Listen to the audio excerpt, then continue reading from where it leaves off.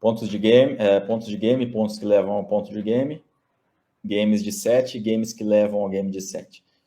Normalmente existe uma tensão um pouco maior nesses momentos. Então o jogador ele está mais tenso, é um momento que é mais difícil de jogar, é um ponto mais decisivo e os jogadores sentem isso dentro da quadra. Emocionalmente é bem comum os jogadores sentirem isso dentro da quadra. E um erro que é bastante comum, mas bastante comum mesmo, tanto no tênis amador como no tênis infanto-juvenil e até mesmo até um certo nível do tênis profissional, nesses momentos o jogador acaba querendo fugir da pressão. Então ele joga, por exemplo, trocando bolas. O jogo dele não é baseado em agressividade, em dar winners. É um jogo de troca de bolas.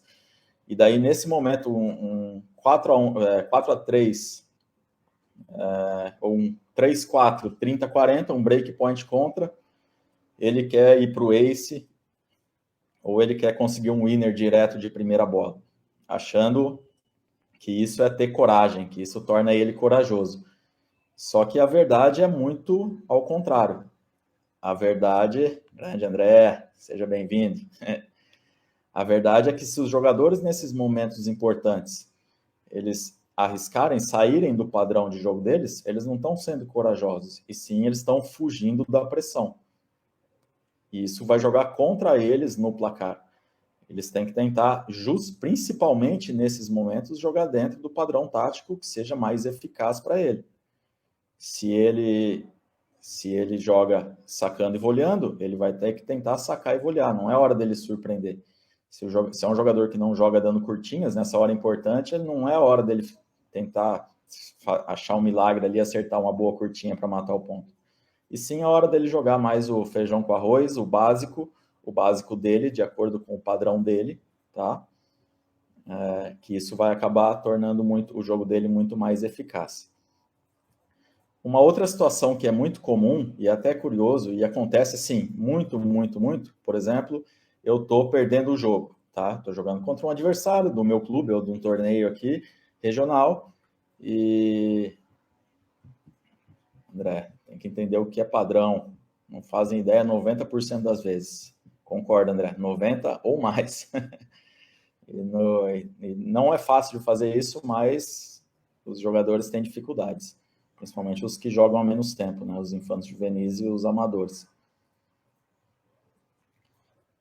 Então, uma outra situação que é bastante comum, acontece muito no tênis amador, também infanto-juvenil, é a seguinte: eu começo o jogo e começo perdendo essa partida, tá? Estou perdendo ali de 4-0, de 5-1 ou 5-2, e nesse momento eu falo, percebo que o jogo não está correndo a meu favor, logicamente, porque eu estou perdendo de 5-2. Vou tentar, estou errando muito, vou tentar mudar o jogo. Então, o que o jogador começa a fazer? Ele começa a trocar mais bolas. E muitas vezes é bastante comum que o adversário se afobe um pouquinho, o adversário está tendo que, às vezes está sacando para fechar o set, ou sacando para fechar o jogo, ele se afoba um pouco e acaba cometendo alguns erros, e a gente consegue fazer o 5-3, consegue fazer o 5-4, aí luta no outro game, consegue fazer o 5-5, e daí é aí onde acontece o grande erro dos tenistas amadores. Eles sentem que conseguiram buscar o jogo, isso dá um excesso de confiança para eles, e nesse momento ele não continua fazendo o que fez ele buscar o jogo.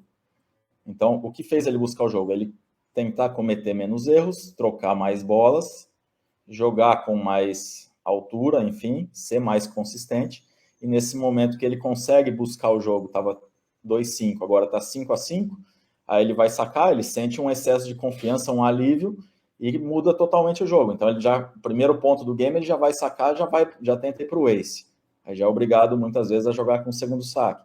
Aí depois começa a querer arriscar um pouco mais do que estava arriscando. E daí o que vai acontecer no jogo, o adversário que estava ganhando de 5-2 e agora o jogo está 5-5, o próprio adversário vai pensar, opa, eu estava perdendo, agora eu estou errando muito, eu tenho que tentar parar de errar um pouco. Então, aí ele para de errar, e eu que busquei o jogo, lutei ali para buscar o jogo até o 5-5, vou sacar no 5-5 e perco o game de saque, porque eu não consegui manter esse padrão. Isso é um erro que é muito frequente mesmo, né? Em várias situações, em vários níveis de jogo. Então, a gente tem que pensar em todo momento como que a gente deve jogar as partidas, como a gente deve jogar a cada momento.